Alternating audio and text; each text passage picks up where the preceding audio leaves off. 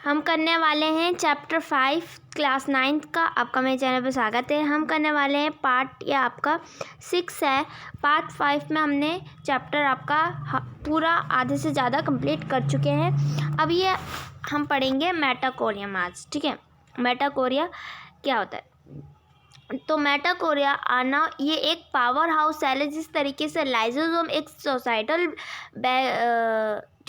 कह सकते हैं सेल था, तो इसी तरीके से मेटाकोरिया भी एक पावर हाउस सेल है। मेटाकोरिया को पावर हाउस सेल इसलिए कहा गया है क्योंकि जो हम रोज डेली एक्टिविटीज़ करते हैं डेली लाइफ, उसमें हमें जो एनर्जी चाहिए होती है वो एटीपी की फॉर्म में हमें मिलता है। और वो किससे मिलता है? मेटाकोरिया से। तो मेटाकोरियम है वो एक पावर हाउस सेल कहा गया है। तो मेटाकोरियम जो है उसके पास 2 मेम्ब्रेन कवर होती है। जो आउटर कवरिंग होती है उसमें पोर्स होते हैं और इनर लेयर में एक डीपली फोल्ड होते हैं, यानी वो इस तरीके से फोल्ड जैसे स्ट्रक्चर होते हैं। जो फोल्ड स्ट्रक्चर होते हैं उनके जो सरफेस जो होता है बहुत ज़्यादा होता है, जिसको हम अगर उसको निकाल के हम उसको लंबा भी करेंगे तो काफ़ी वो लंबा होगा। किससे ज़्यादा?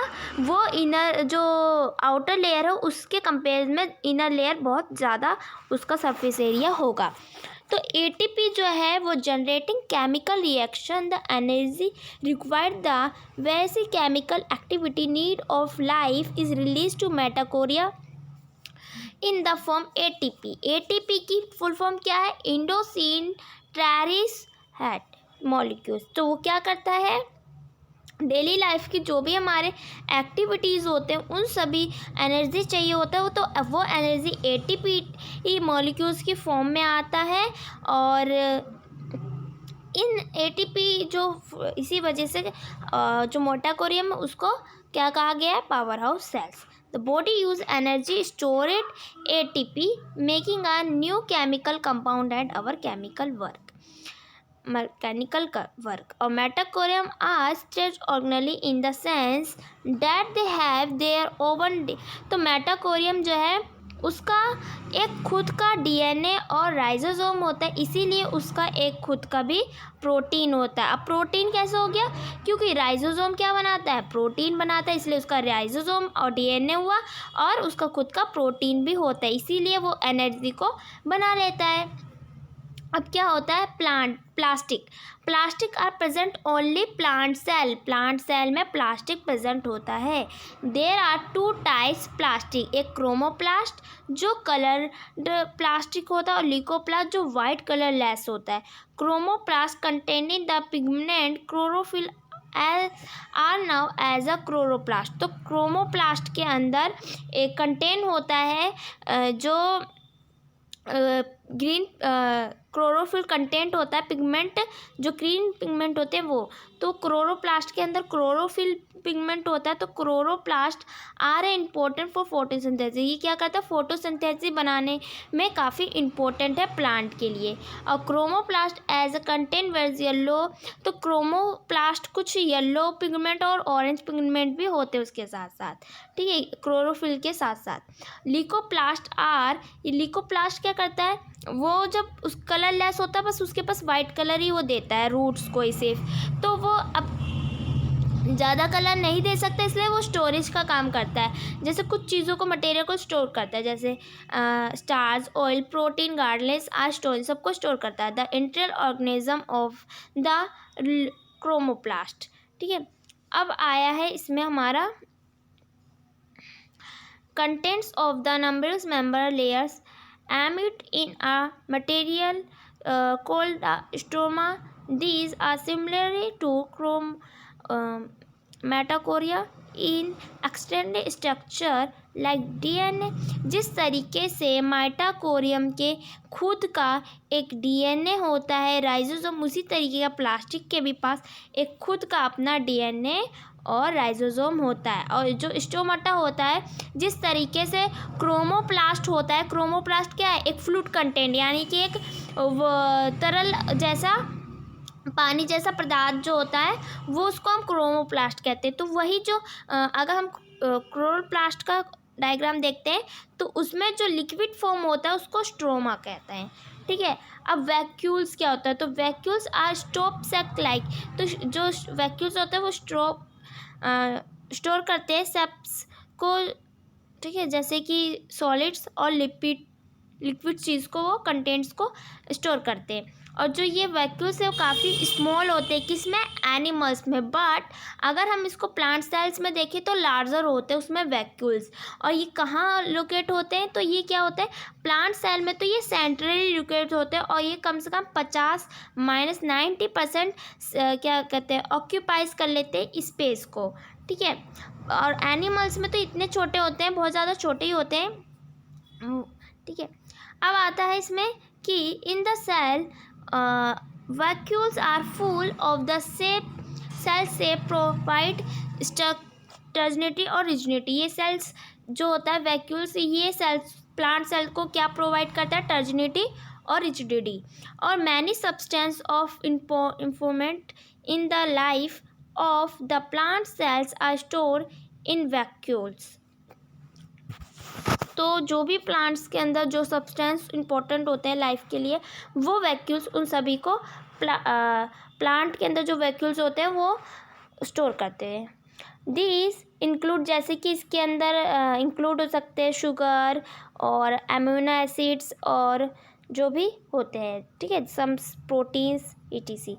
In single celled organism like amoeba, the food's vacuoles contains the food items that the amoeba has confused. In some unicellular organism, specialized vacuoles also play important role in, ये एक कह सकते हैं एक इम्पोर्टेंट रोल करता है union organism में ये वैक्यूल्स, ठीक है, जो क्योंकि ये वाटर्स और एंड सम जो भी वेस्ट मटेरियल्स होते हैं उन सभी सेल्स में जो भी वेस्ट मटेरियल्स होते हैं उन सभी को ये क्या करता है, उस जगह ये उसका बहुत ज़्यादा वैक्यूल्स का एक इम्पोर्टेंट रोल रहता है, ठीक है।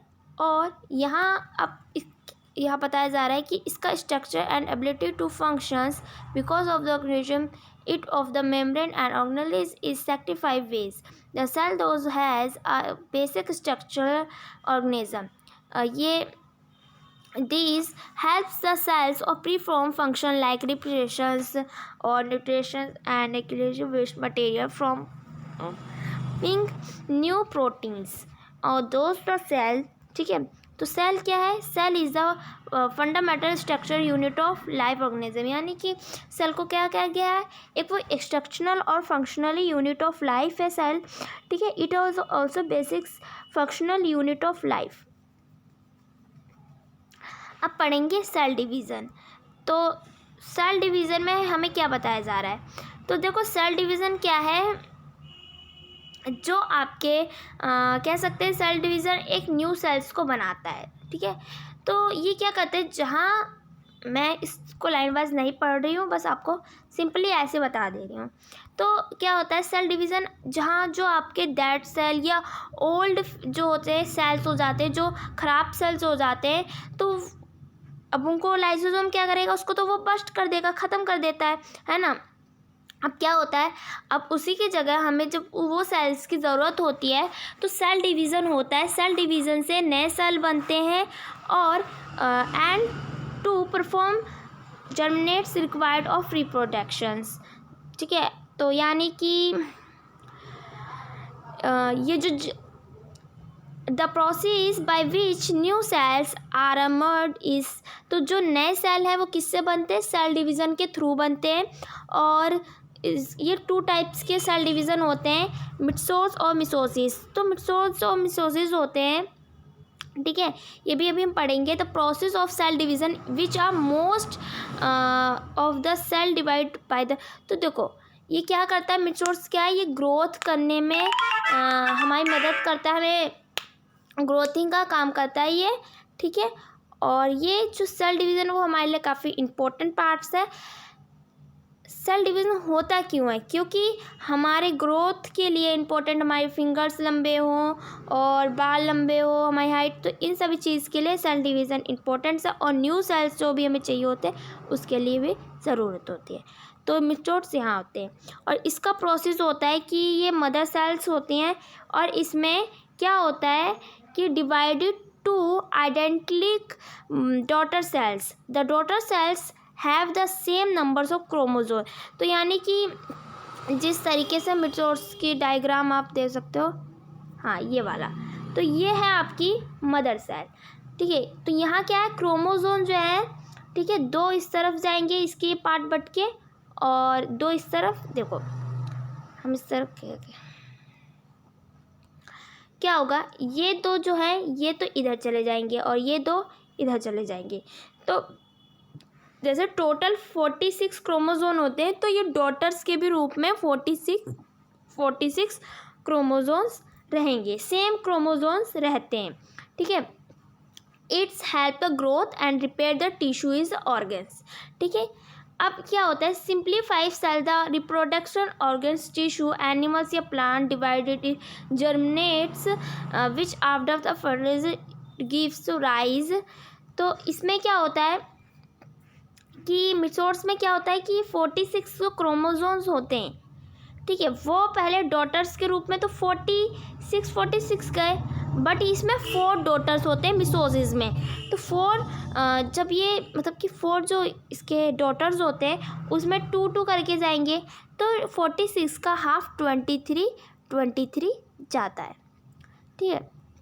तो यही बताया जाएगा कि this divide by different process called mitosis which include to consecutive division. When a cell divides by meiosis, it products 4 new cells inside of just 2. The new cells only have the number chromosome उसका half कर दिया जाता है mother cells का।